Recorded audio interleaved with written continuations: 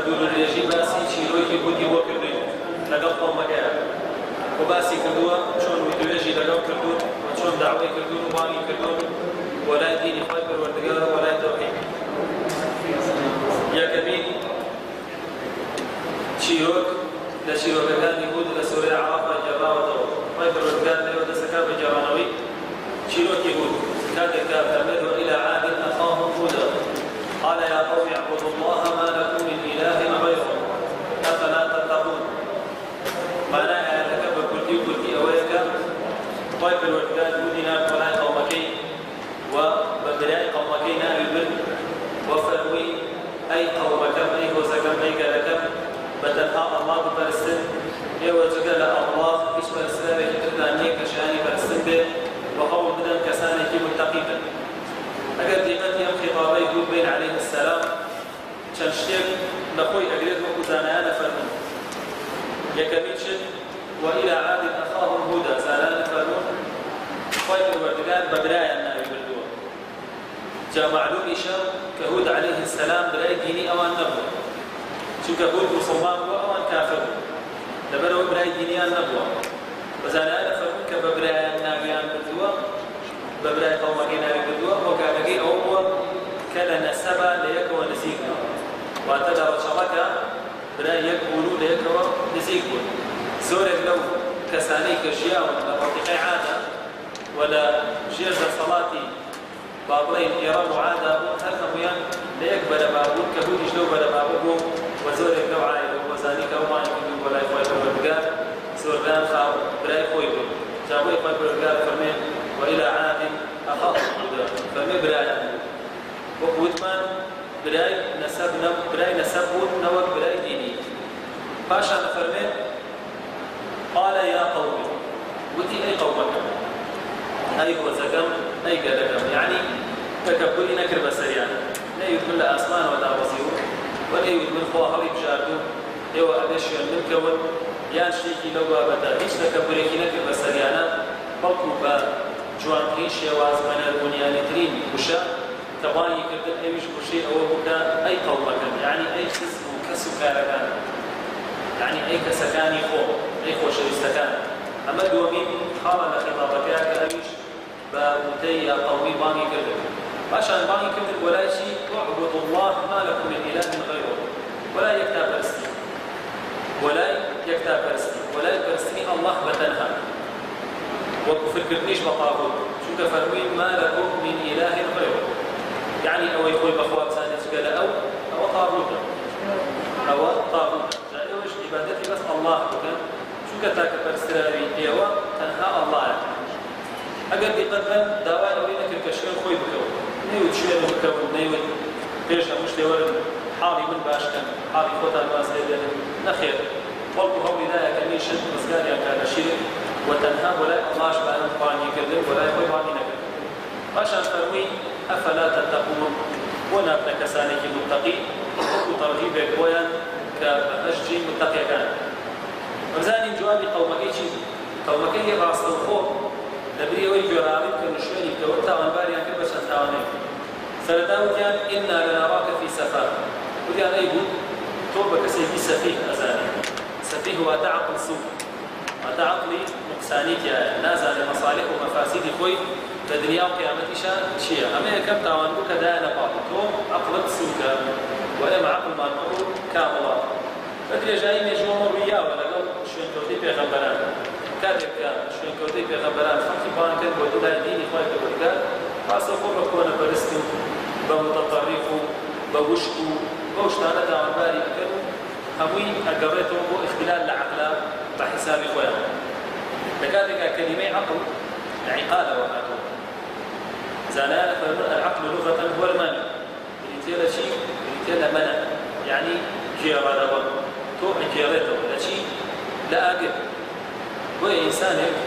كخوي نجيرته ولا أجر وهي كتقوى إخوة عبادة خير والوجار كان إنسان يجي عقل كعقل بمعنى المنع للعقل وكذلك الاصطلاحات الناسية كي بريتيلا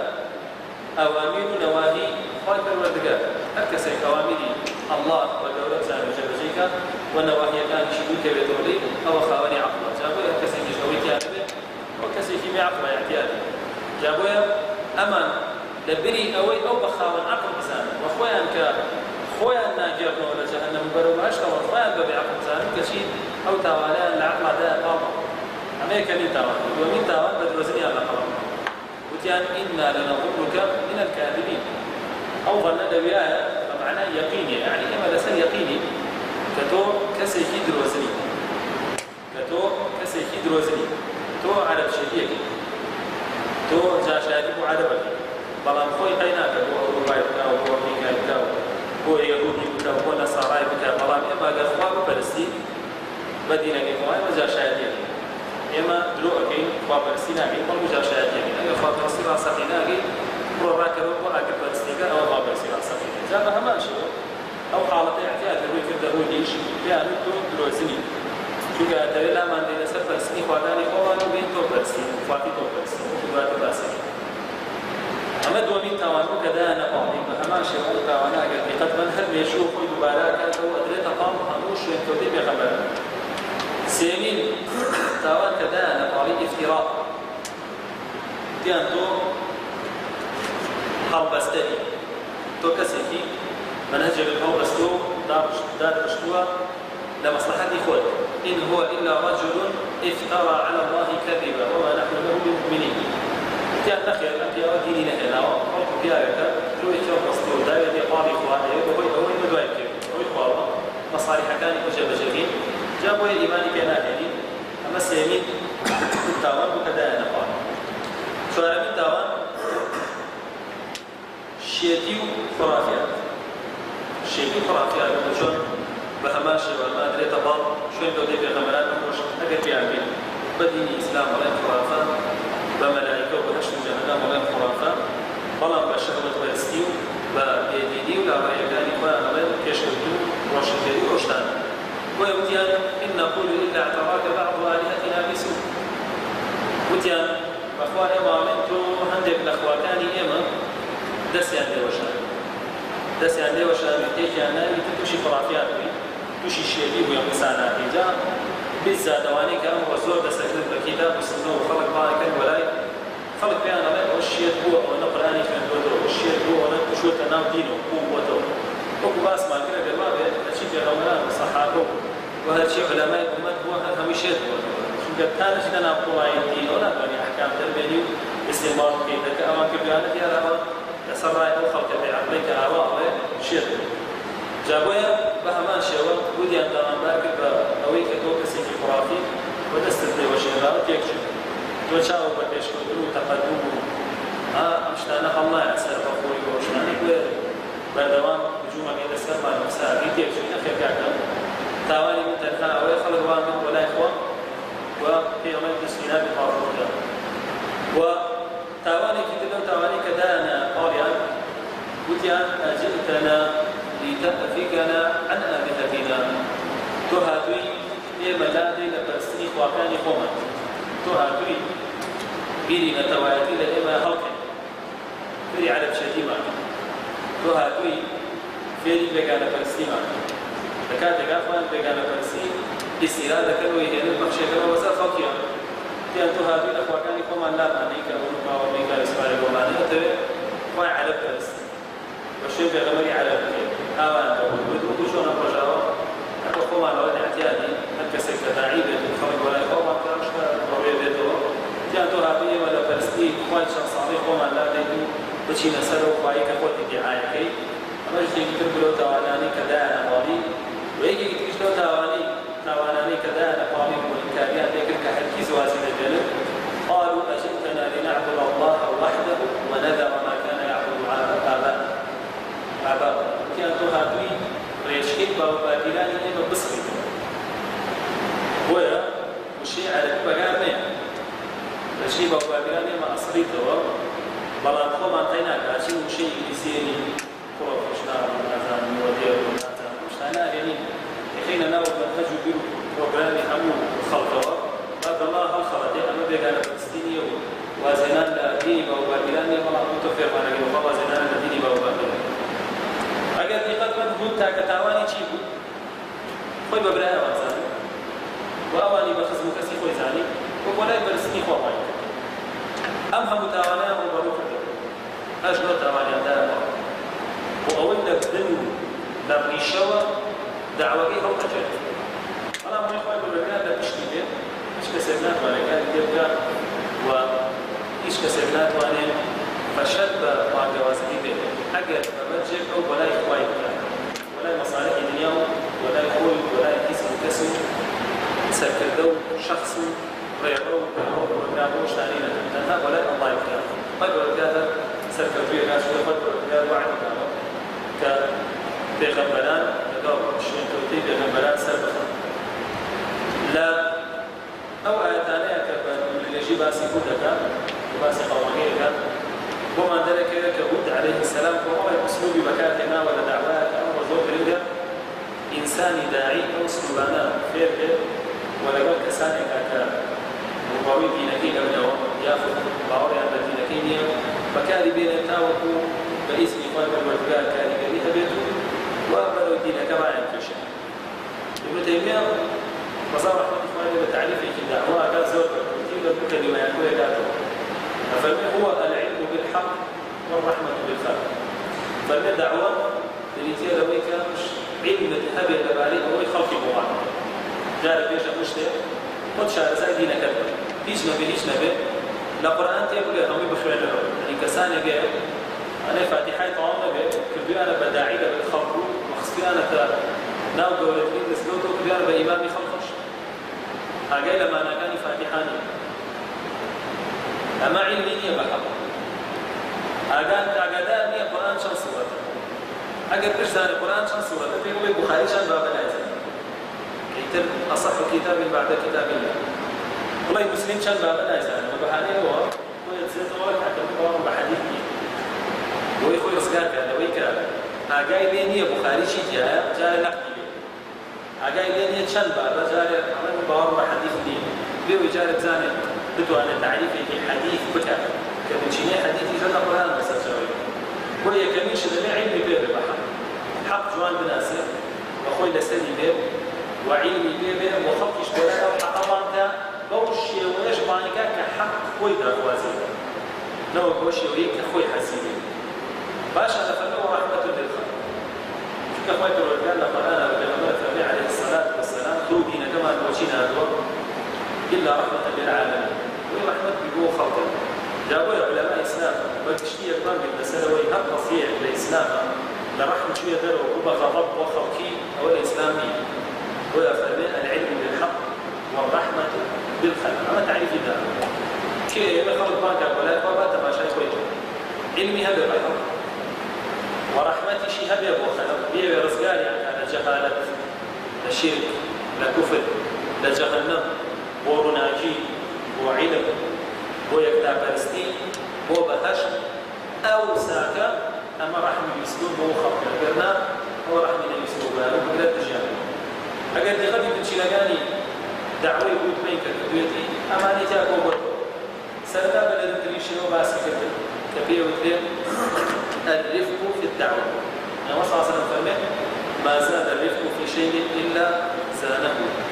وما نقص من شيء إلا شأنه فلم يرفق للبنيانين لهشتك الزيابك إلا جواني أكال لا يخلق وأجد بيت لهشتك كبك نبن إلا أوشتك 20 أكال لا يخلق البنيانين لهشتك الزيابك وهبيت بني هبيت هو أوشتك لا يخلق جوانك إذا أولا تولى البنيان نبي التي نقبل فتماش بجوانك لا يخلق فكاتك فمن أجد لشتك النقصان بوكم بكات نبينين أولا 20 أجاول تول للبنيانين نبي التي نقبل أو كانت شهادين كذا 20 ومود اللقاء بيا قومي ومسيب بيتولى طريقة ومكين دستي بيك انت أو ما بيلفوا للدنيا باشا دوام خاطئ كتيجة عندك كيف كذا بنشي نكاري دعوة نبيش دعوان ما ماك يا قومي لا أسألكم عليه أجرا كان أنا بكلميك راسي خوكا نوت ومال الكريم كان لسروي دين تعرفين أخي دعوان أشوف أداش بأي ونادر فرق تنها ما يديني إخواتا بيبغير ببيع أوي هيج برجون ديك دنيايم هبلي كبيروني هو عليه الصلاة والسلام أفرمت هكسب بيبغير بشتكي ديني يعني ببابتك ديني يان بإمامته يان بخطابته يان بمحاضرة يان بكورة يان بسيمينار دسكوتي دنياي بدسخا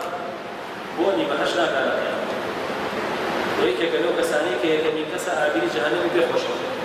ولا هم بيغمبران لو خالا وريا إخوان يعني إما دعوة ما لدنياي اشتي دنياي ناكين بيتا أو بتنها ما لا أخوات عن نسيتين أما يوم بتشيلنا دعوة كسجيرة سكوتو بلبان كدني خلق ولا إخوان يكمين شد بان الدنيا بين قريب ومين شد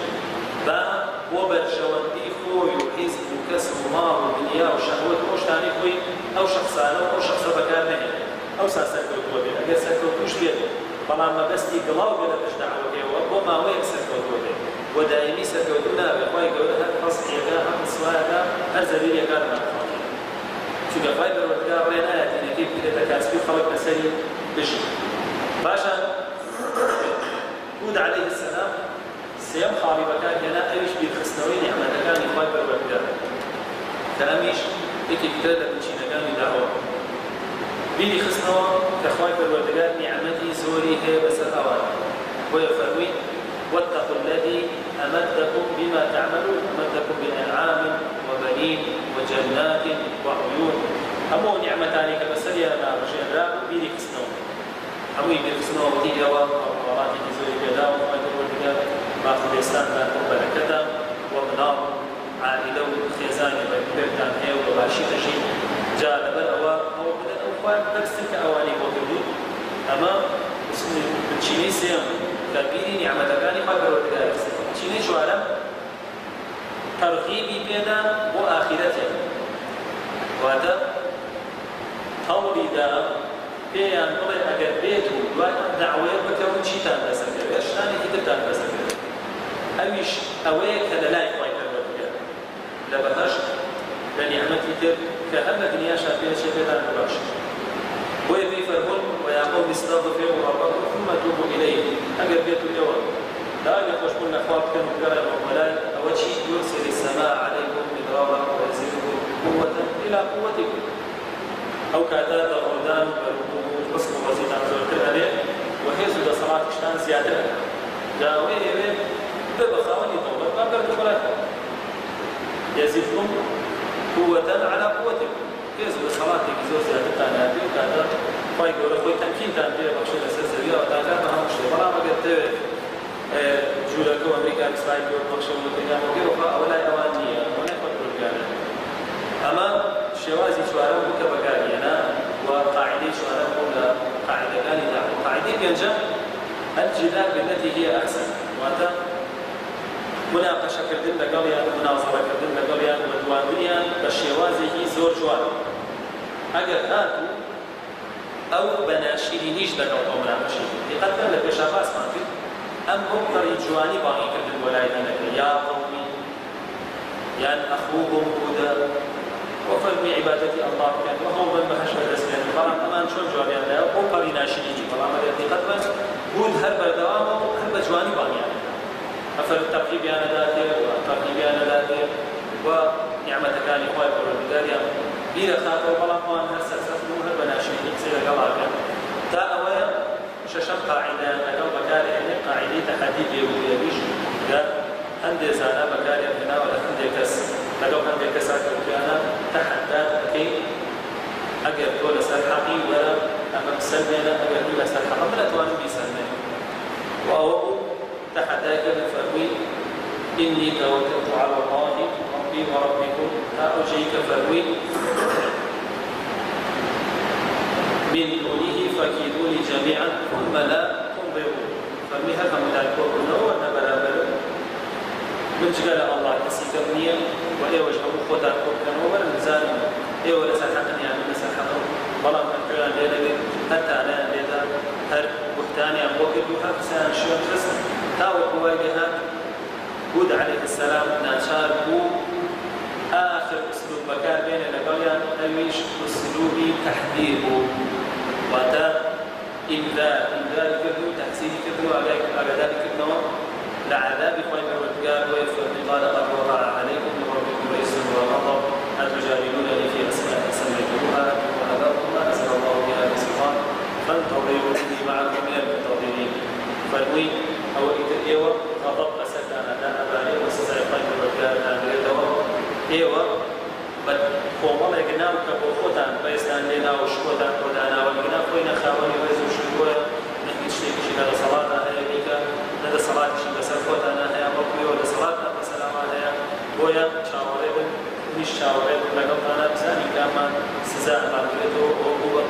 کرد سزاکردنیەوە و هەمویان لەناوچوون و بە شێوەیەکیش لەناوچوون ئاسەوانیان دیار نەمان. لەم بەسەرهاتانەوە و لەم ئاەتانەوەی کە باسی سوورەی بوومان بۆکە بۆمان دەرەکەوێت ئەو تەبەقەیە بۆ ئەو چینەی کە بەردەوام دژی پێغەمبەرانن و دژی پێغەمبەر بوون بەتایبەت کۆمەڵی کەسەنەوی لەوانن یەکەمیان کافرەکان چونکە فەرمێن قال الملأ الذين كفروا یەکەم شت کافرەکان جیانیان کرد و دواتر مترفەکان ئەوانن کە دەستیان کردووە بە ژیانی دنیاوە وازانن تەن نامرن وارد هەموو هەوڵێکیان بۆ ژیانی دنیایە و هەر شتێک لایەندانە دنیاکەیان ئەوان بە لەعنەتیەکەن و نایانەوێت ئەگەر دیریش بێ و ئەگەر خەیر و بەرەکەت و ڕەحمەتی قیامەتیش بێ ئەوان هەر نایانەوێت بەڵکو دنیاکەی خوا دەیانەوێت بۆیە فەرمێ قال الملأ من قومه الذين كفروا وكذبوا بلقاء الآخرة وأترفناهم في الحياة الدنيا يعني مترفين كان وأنك ترفي عيشا بالدول الدنيا ويجي يتلو شيناني كتشاتي كتجبرون خاون بصلاة كان وأني صلاة وأني شكيان وأني كلمات ما نشبه ماشي ولا صلاة مدى صلاة كان شاتيان ويجي يتلو يا وإذا بطشتم جبارين يوم البيت الثاني سخت كسر كان وعزيز من جبار نشاني كان زخري لسردان وعزيز أيضا باشا طبقين لو طبقاني كرجالي كروانيش معاندة كانوا أواني كبردوام كاريانا كده وأمرج بردوام كساني كان بردوام كاريانا وجه مرانا كان تجي وسنوب أنا هم ببيجيش علمي لسر الجهل وطبقي كده لو طبقاني كإنسان مهمانشي ورجالي شكل وقال يعني كنا في مكان وإخوة والبلاد أم قدر عبرتنا كانت ولا قرآننا ومهمة لها مسألة تجمعني بأغمران بناسين كأوان تجمعني اليمن ودوسي بأغمران بناسين كأوان دوسي اليمن وللرجائين يجوا على آدم وحتى وقتات بأغمران إلا كساني هم بشياطين الجني وباشا الإنسي جاءت بأغمران يعتبروا وهذا طبقات لهم وديبار يعتبروا فالدوام يجمعوا والدوام يجمعوا تروج القيامة أخوة الوكافوي زي وتايبين حكم كان اليوم عشان وأنا كنت أقرأ قصيته إن شاء الله